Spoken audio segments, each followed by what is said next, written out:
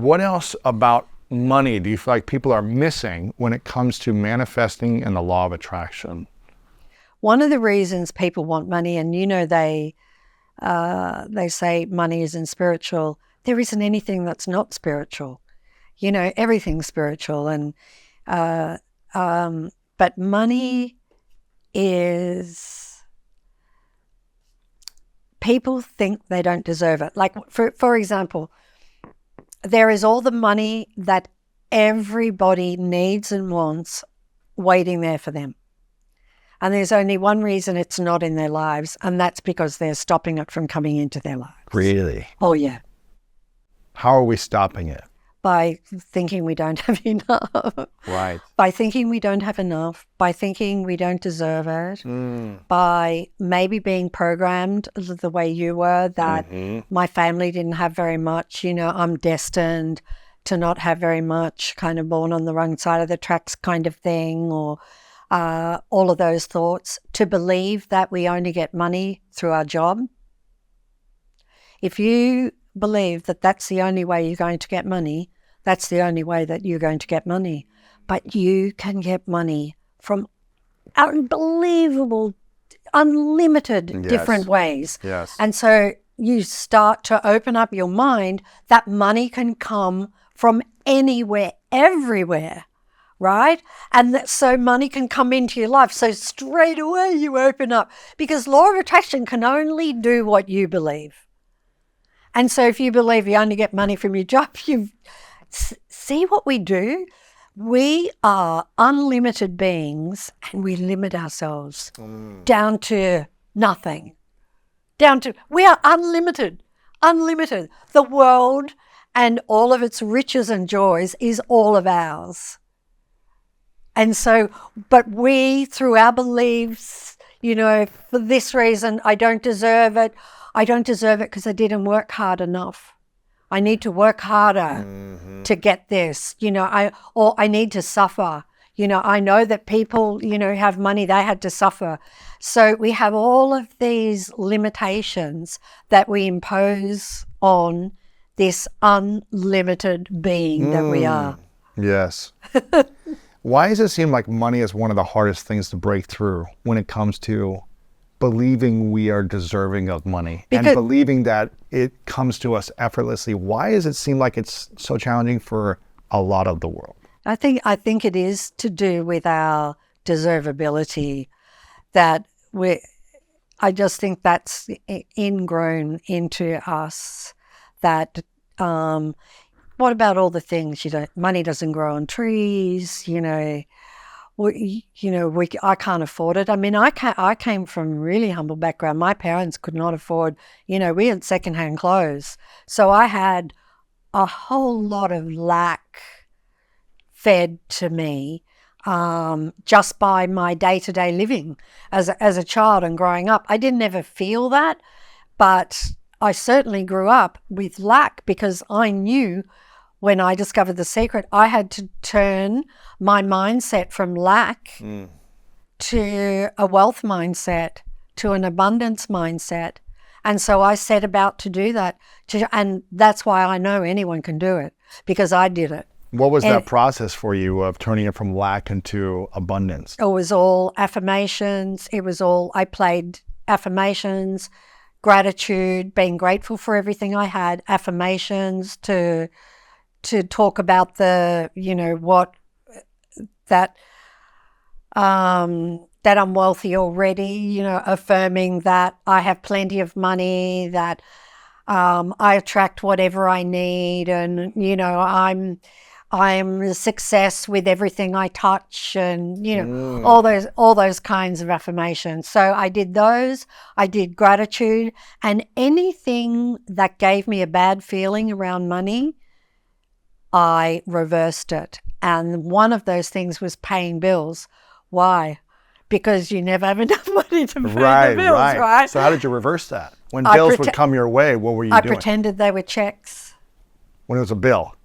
And so what would you think and feel when you see it? So back then, I would open the mail. Right. It was like all these window-faced envelopes And I would open the mail and like, oh my gosh, I didn't have any way to pay all of these bills. It was like a dread feeling. Oh, horrible. My stomach would just to my knees. So for everybody, I have been there. I have done it. I know how you feel if you're struggling with money. And I can tell you, you don't have to live your life like that. You really don't. And so I played games because law of attraction doesn't know if you're imagining something or if it's real. Doesn't know. Doesn't care. Doesn't have an opinion. Doesn't have an opinion at all. And so I would play these games where I would open it up, and maybe it was like $1,200 or something. And I would be like, whoa. You'd be excited. Oh, yeah, I'd be excited. Oh, $1,200. And I would write it down and I'd tally up the amounts of money that I got for that day.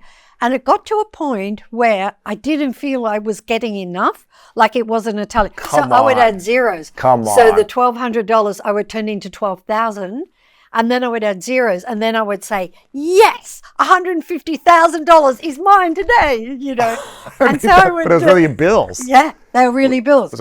Oh my goodness. And so I would play that game so I would feel better, and then I would pay what I could. But do you know when I paid, I would do something else. I played another game. Tell me.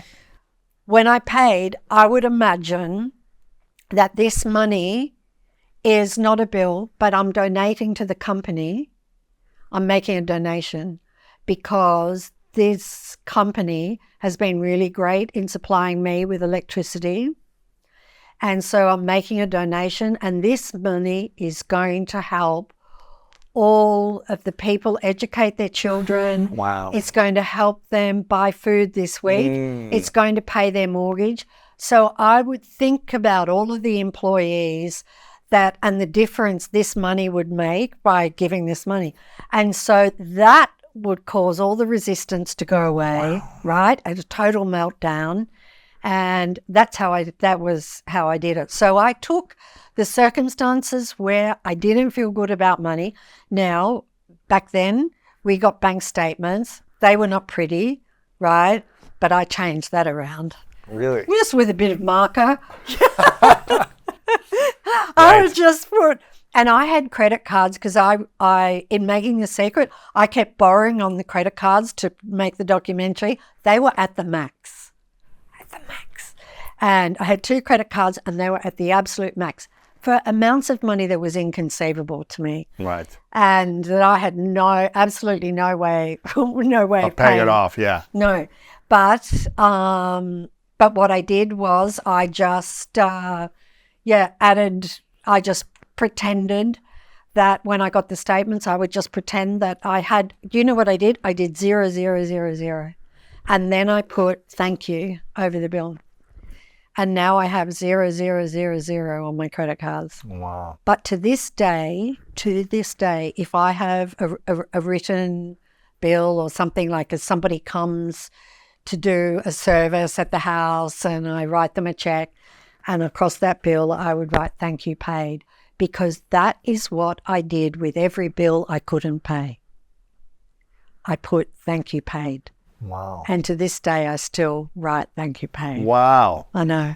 Now, for people that are watching or listening and thinking, this is a beautiful, thing to try and to do, but if they still have to pay the bills and they're like, well, how far can I take this until I'm like, the money is, stacking up or the bills are stacking up where I'm like, I don't go back into overwhelm or stress that I haven't paid off these bills. You have to pay what you can. Like what I did was I would play that game and then I would pay what I could. And I think even these days, companies are a lot more understanding than they were back then, and they would say, if you ring us, we'll work out a payment plan with you and whatever.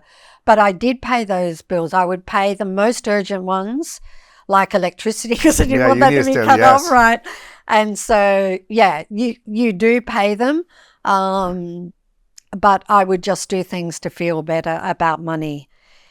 I think that is the thing I want people to take away from this story is the play nature that you had with it. Yeah. Where there's a lot of stress and overwhelm around money for so many people. Yeah.